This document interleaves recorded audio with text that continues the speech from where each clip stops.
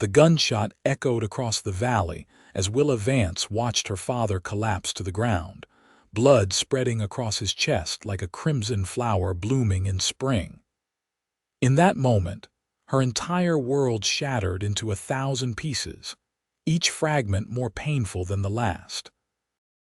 Dusty Jenkins, the cattle baron who had been threatening her family for months, simply tipped his hat and rode away with his men, leaving Willa alone with her dying father and their modest ranch hanging in the balance. Montana Territory, 1878. The untamed wilderness where only the strong survived, and mercy was as rare as gold nuggets in a played-out mine. "Pa, please don't go," Willa whispered, cradling her father's head in her lap, tears streaming down her sun-kissed cheeks. At 22, she had already endured more hardship than most women twice her age, but nothing had prepared her for this. The deed, hidden in the Bible, her father gasped, his voice barely audible above the gentle rustle of prairie grass. "Don't trust anyone." With those final words, James Vance closed his eyes forever, leaving his only daughter alone in a world that showed little kindness to women without protection. The funeral was a small affair. Few neighbors dared to cross Dusty Jenkins by showing support for the Vance family. Pastor Miller spoke kind words over the simple pine box before it was lowered into the rocky Montana soil. Willa stood straight-backed and dry-eyed, her grief too profound for public display. She wore her mother's black dress, altered hastily to fit her taller frame, the fabric scratching against her skin like a constant reminder of all she had lost.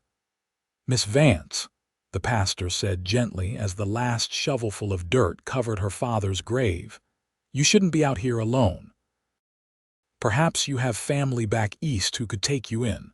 Willa shook her head, auburn curls escaping from beneath her bonnet. "This land is all I have left of my family, Pastor. I won't abandon it."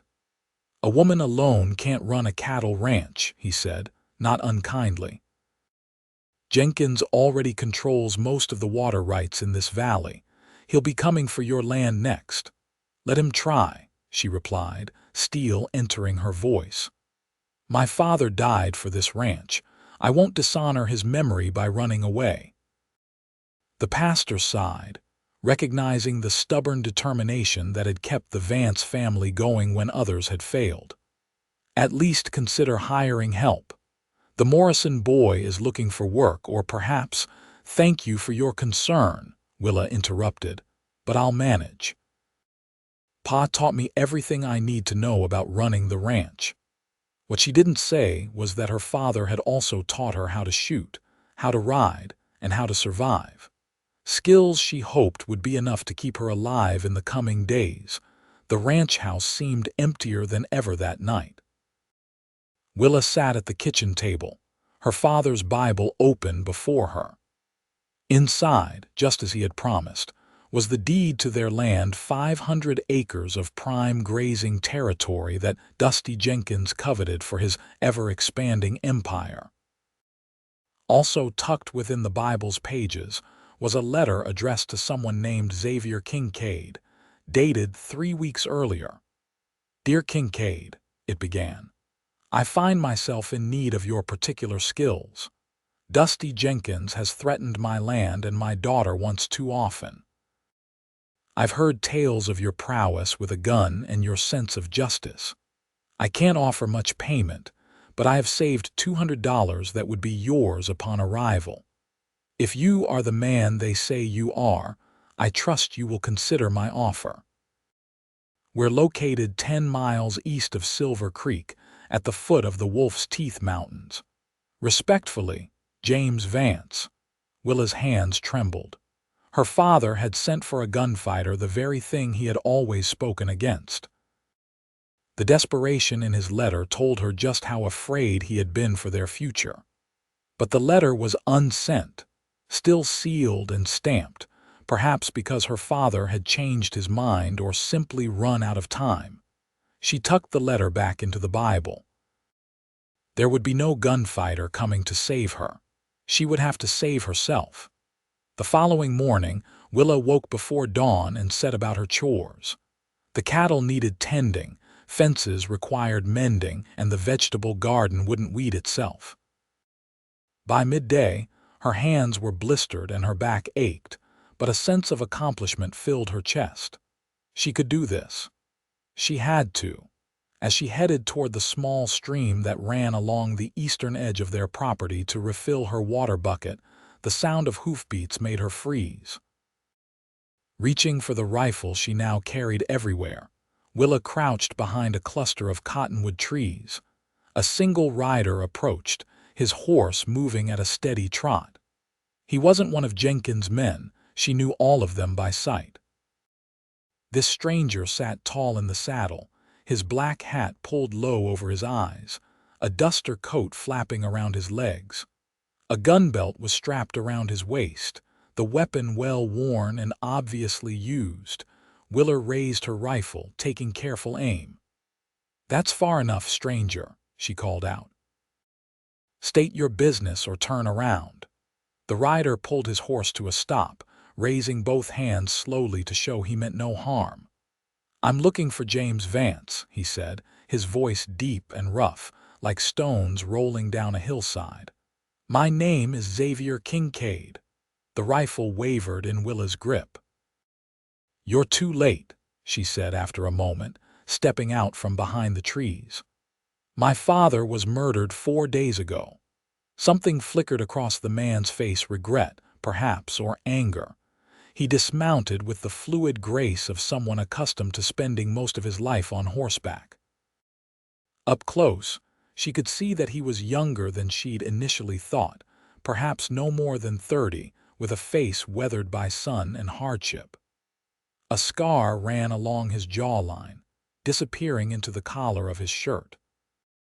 "I'm sorry to hear that, madam," he said, removing his hat to reveal dark hair streaked with premature silver at the temples. "Your father wrote to me about trouble with Dusty Jenkins." "The letter was never sent," Willa said, lowering her rifle slightly but keeping it ready. "How did you know to come?" Xavier Kincaid's blue eyes met hers directly. "I had business with Jenkins years back. When I heard he was causing trouble for folks in this valley, I decided to pay a visit. Your ranch was mentioned in town as one of the last holdouts against him." "And what exactly is your business with Jenkins?" she asked, suspicion coloring her voice. "He killed someone dear to me," Kincaid replied simply. "I've been tracking him for 3 years." Willa studied the man before her. Everything about him spoke of danger, the way he stood with his weight balanced perfectly for quick movement. The calluses on his right hand from drawing his gun, the watchful alertness in his eyes that never seemed to stop scanning their surroundings. Yet there was something else there too, a weariness that went beyond physical exhaustion. "I don't need a gunfighter," she said finally. "I need a ranch hand, someone who can help me keep this place running until I figure out how to deal with Jenkins legally." A ghost of a smile crossed his face. "I've worked cattle before, Miss Vance. I'd be happy to earn my keep while I'm here." "Why should I trust you? You shouldn't," he answered honestly. "But right now, I suspect I'm the only offer of help you're likely to get." He was right, and they both knew it. Willa nodded curtly. "There's a bunkhouse behind the barn. You can stay there. We start work at dawn." Xavier Kincaid proved to be as good as his word. Over the next week, he fixed fences, rounded up strays, and helped Willa with the countless tasks that threatened to overwhelm her. He spoke little of his past, and she didn't ask, grateful simply for the help and the security of knowing someone was watching over the ranch. The townsfolk reacted with mixed emotions when they saw Kincaid accompanying Willa on her weekly trip for supplies. Some nodded respectfully, others crossed to the opposite side of the street. "You've got yourself quite a reputation, Mr. Kincaid," Willa observed as they loaded supplies into the wagon. "Most of it exaggerated," he replied, securing a barrel of flour. "Which parts?" she asked, unable to contain her curiosity. He paused, considering. I've never shot a man who wasn't trying to kill me or someone innocent. I've never taken money to kill. And contrary to what some might say, I can't hit a playing card at 100 paces. His mouth quirked up slightly. 75 at most. Despite herself, Willa laughed the first time she had done so since her father's death. The sound seemed to surprise them both. Their return to the ranch was interrupted by the sight of smoke rising from the direction of the main house. Kincaid urged the horses faster, his hand automatically moving to his gun. As they crested the final hill, they saw 3 riders galloping away, and the small storage shed near the house engulfed in flames. Jenkins' men, Willa said grimly, jumping down from the wagon before it had fully stopped. Together they formed a bucket brigade from the well to the shed, but it was too late to save the structure. All they could do was prevent the fire from spreading to the main house or barn. When the last ember was finally extinguished, Willa sank to the ground, exhaustion and despair overwhelming her. "This is just the beginning," she said, staring at the smoking ruins. "He'll keep coming until I have nothing left." Kincaid knelt beside her, his face grim. "We need to be ready for them next time." "How?" "There are 2 of us against Jenkins and at least 15 men who ride for him." "Sometimes it's not about numbers," he said quietly. "It's about making a stand when it counts." That night, after Willa had gone to bed, Xavier Kincaid sat on the porch, cleaning his revolver by the light of a lantern. The familiar ritual usually calmed his mind, but tonight his thoughts were troubled.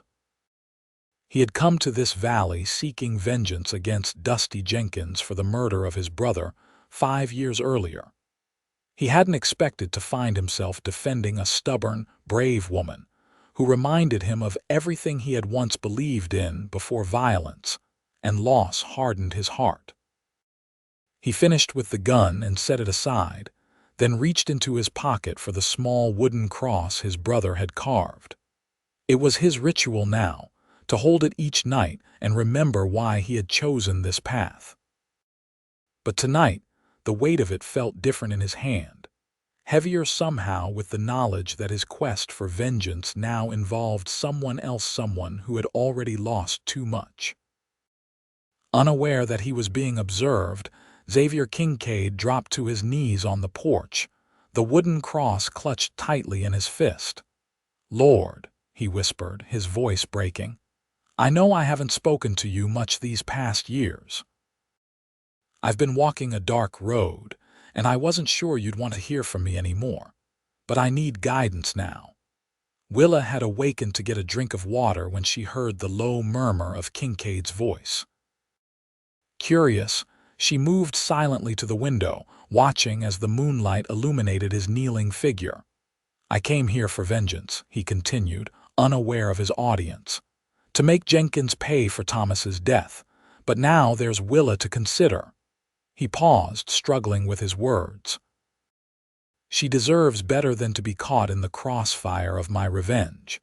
She's lost so much already, and here I am, bringing more danger to her doorstep." Willa's breath caught in her throat at the raw emotion in his voice. "I don't know how to protect her and still do what I came here to do," Xavier continued, his head bowed. "I need forgiveness, Lord, for the blood on my hands, for the hatred in my heart. I need to find a better way forward for her sake, if not for my own." Tears sprang to Willa's eyes as she watched this man, whom she had believed to be hard and unfeeling, pour out his heart in prayer. She had misjudged him, seeing only the dangerous gunfighter and not the troubled soul beneath. "Give me strength to do what's right," he finished, his voice barely audible. "And forgiveness for what I've become." Willa slipped back to her room, her heart pounding.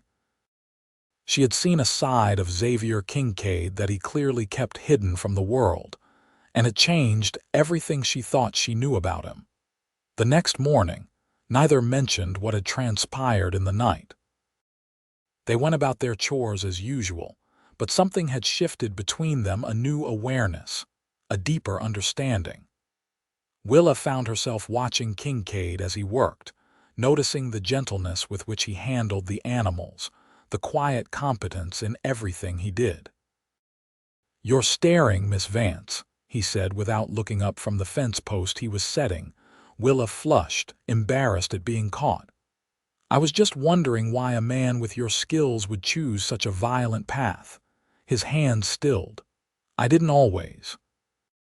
Once, I was just a rancher like your father. Had a small spread in Colorado with my brother Thomas." His voice softened at the name. "Jenkins wanted our water rights. When we refused to sell, his men came one night while I was in town, burned everything to the ground. Thomas died trying to save our horses." "I'm sorry," Willa said quietly, understanding his pain all too well. "After that, I picked up a gun and learned how to use it, became what I needed to be to survive."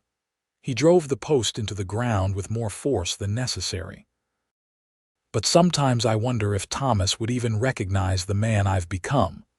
"I think he'd understand," she offered. "Grief changes us all." Xavier looked at her then, really looked at her, as if seeing her for the first time. "You're an unusual woman, Willa Vance." "Is that a compliment, Mr. Kincaid?" A genuine smile crossed his face, transforming his features. "Indeed it is." Their conversation was interrupted by the distant sound of riders approaching. Xavier's hand immediately went to his gun as he moved to position himself between Willa and the potential threat. "Get to the house," he said urgently, "and bring my rifle from the porch." Willa hurried to comply, her heart racing. By the time she returned with the rifle, 5 riders had appeared on the horizon, heading directly for the ranch. Through the spyglass, she could make out Dusty Jenkins himself at the lead. "He doesn't usually do his own dirty work," she said, handing the rifle to Xavier. "Something's changed." "He's getting impatient," Xavier replied grimly. "Stay behind me." They waited on the porch, a united front as the riders approached. Jenkins was a large man with a florid face and expensive clothes that seemed at odds with the frontier setting. He reined his horse to a stop and surveyed the ranch with the proprietary air of someone who already considered it his own. "Miss Vance," he called, tipping his hat with mock politeness. "I see you've hired help, though I wouldn't have expected a respectable woman to employ someone of Kincaid's reputation." "State your business, Jenkins," Willa replied coldly. "I've come to make you a final offer for your land," he said. "In light of recent difficulties, I'm prepared to be generous. $500, which is more than this rock-strewn patch is worth." "This land isn't for sale," Willa stated firmly. "Not to you, not to anyone." Jenkins' face hardened. "Don't be foolish, girl. Your father's death should have taught you what happens to those who stand in my way." Xavier stepped forward, his voice deadly quiet. "Are you admitting to murder, Jenkins?" The cattle baron's eyes narrowed as he focused on Xavier for the first time. "Kincaid, I heard rumors you were still hunting me, still blaming me for your brother's unfortunate accident." "It wasn't an accident," Xavier said, his hand hovering near his gun. "Your men shot him in the back while he was trying to save his horses from the fire you ordered." Jenkins shrugged dismissively. "Prove it." "Oh wait, you can't. Just like Miss Vance can't prove anything about her father's unfortunate passing." Willa felt rage building inside her, threatening to overflow. "Everyone knows you're responsible, Jenkins. You may have bought the sheriff and the judge, but you can't buy the truth." "Truth?" Jenkins laughed harshly. "Truth is whatever the strongest man says it is, girl. And in this valley, that's me." He gestured to his men, who spread out slightly, their hands moving toward their weapons. "Now, I'll give you 1 week to reconsider my offer. After that, I can't guarantee the safety of anyone who remains on this property." "You're threatening the wrong people," Xavier said quietly. I've spent years tracking you down, Jenkins. Do you really think I came unprepared? Something in his tone made Jenkins hesitate. What are you talking about? I've collected testimonies from 12 families you've driven out. Sworn statements about threats, arson, and murder. I've sent copies to the territorial governor, the U.S. Marshal's office, and 3 newspaper editors. If anything happens to Miss Vance or me, those documents will ensure you hang. Jenkins' face paled slightly, but he recovered quickly. You're bluffing. Am I? Care to bet your neck on it? Xavier's eyes were cold as ice. Ride away now, Jenkins. Leave Miss Vance and her property alone, and I might consider letting the past rest. For a long moment, tension crackled in the air like lightning before a storm. Then Jenkins yanked his horse around. This isn't over, Kincaid, not by a long shot. With that, he and his men galloped away, leaving a cloud of dust in their wake. When they were gone, Willa turned to Xavier in amazement. Do you really have those testimonies? He nodded, the tension slowly draining from his shoulders. I've spent 3 years building a case against him. I wanted to be sure that when I finally found him, I could destroy him completely legally if possible, with a gun if necessary. Why didn't you tell me? I wasn't sure I could trust you at first, he admitted. And later, I didn't want to involve you more than you already were. Willa's eyes flashed. This is my fight too, Xavier. My father died because of that man. I deserve to be part of bringing him to justice. The use of his first name didn't escape his notice. You're right, he said softly. I'm sorry.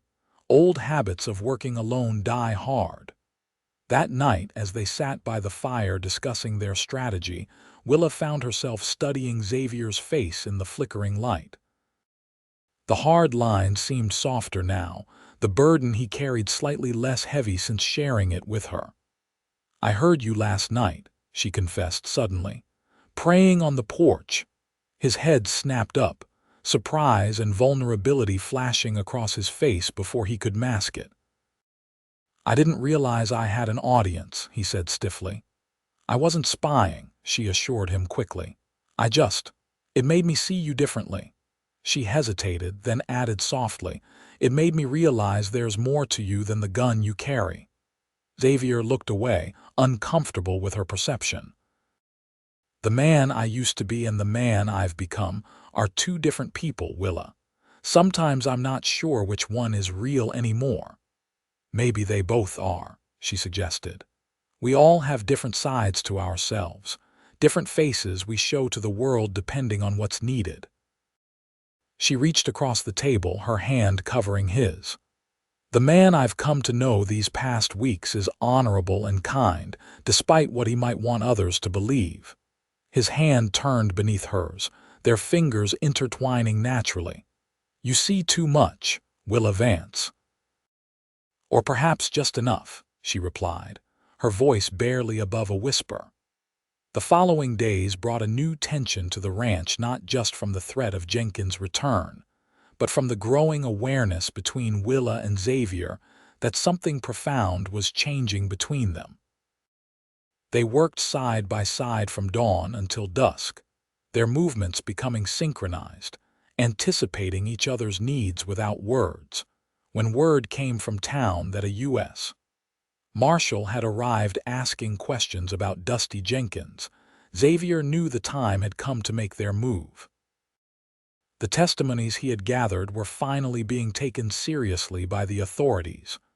We need to go into town, he told Willa. My contact says Marshal Blackwood wants to speak with us directly. The ride to Silver Creek was tense, both of them watching for any sign of Jenkins or his men. The small frontier town seemed unusually quiet as they tied their horses outside the sheriff's office. Inside, they found a tall, stern-faced man with a U.S. Marshal's badge pinned to his vest. Sheriff Dawson sat nervously behind his desk, clearly uncomfortable with the federal presence in his jurisdiction. Miss Vance, Mr. Kincaid, the marshal greeted them. I'm Thomas Ryder. I've been reviewing the evidence against Dusty Jenkins. Very thorough work, Mr. Kincaid. Thank you, sir, Xavier replied, though I had hoped to see justice much sooner. Marshal Ryder nodded grimly. These things take time, especially when the accused has friends in high places. But the territorial governor has taken a personal interest in this case, particularly after the most recent murder. He turned to Willa. I'm sorry about your father, Miss Vance. His death won't go unpunished. What happens now? She asked. I've issued warrants for Jenkins and his key men. Sheriff Dawson here will be assisting me in serving them. The marshal's pointed look at the local lawman made it clear this wasn't a request. Sheriff Dawson shifted uncomfortably. Jenkins won't come quietly. He's got most of his men at his ranch house. Could be a bloodbath. Then we'll need to be smart about it, Marshal Ryder said. Which is why I could use your help, Kincaid. You know these men, their habits, their weaknesses. Xavier hesitated, glancing at Willa. This was what he had worked toward for years, the chance to bring Jenkins to justice. But now, with Willa at his side, the thought of riding into what would surely be a violent confrontation filled him with dread. I'll help, he said finally, but I want your word that Miss Vance will be protected. You can't leave me behind, Willa protested. I deserve to see this through. It's too dangerous, Xavier argued. Jenkins would think nothing of shooting you to get back at me. I'm not afraid, she insisted, chin raised defiantly. Marshal Ryder observed their exchange with interest. Miss Vance, your testimony about your father's murder is valuable. But Kincaid is right, putting you in the line of fire would be irresponsible. He considered for a moment. However, I could use your help here in town, coordinating with the telegraph office. We're expecting reinforcements from Fort Benton, and someone needs to direct them when they arrive. It was a compromise, and Willa recognized it as such. She nodded reluctantly. Fine, but promise me you'll bring him back alive, Marshal. Jenkins? The lawman asked, confused. No, she said, her eyes locked with Xavier's. Him. The raid on Jenkins' ranch took place at dawn the following day. With Marshal Ryder's careful planning and Xavier's inside knowledge, they managed to surprise the cattle baron and his men while they were still half asleep. The gunfight was brief but intense, with 2 of Jenkins' men dead and several others wounded before the remaining hands threw down their weapons. Jenkins himself tried to escape through a back window but found Xavier waiting for him, gun drawn. You've been hunting me a long time, Kincaid, Jenkins sneered. Going to shoot me now that you've got the chance? Xavier's finger tightened on the trigger. This was the moment he had dreamed of for years, Jenkins at his mercy, payment due for Thomas's death. But as he looked into the man's eyes, he saw not the monster of his nightmares, but simply a greedy, cowardly human being. No, Xavier said finally, lowering his gun slightly. You don't die today, Jenkins. You live to stand trial for murder, to watch as everything you built is taken away, to spend the rest of your miserable life in a cage. When it was over, when Jenkins and his men were safely in custody and headed for the territorial capital to stand trial, Xavier rode back to Silver Creek with a lightness in his heart he hadn't felt in years. The burden of vengeance had lifted, replaced by something far more precious, the possibility of a future. He found Willa waiting anxiously at the telegraph office, her face lighting up at the sight of him. Without hesitation, she ran to him, and he lifted her off her feet in a tight embrace. You came back, she whispered against his neck. I promised I would, he replied, setting her down gently but keeping his arms around her. And I have something else to tell you. What is it? She asked, searching his face. I'm free, he said simply.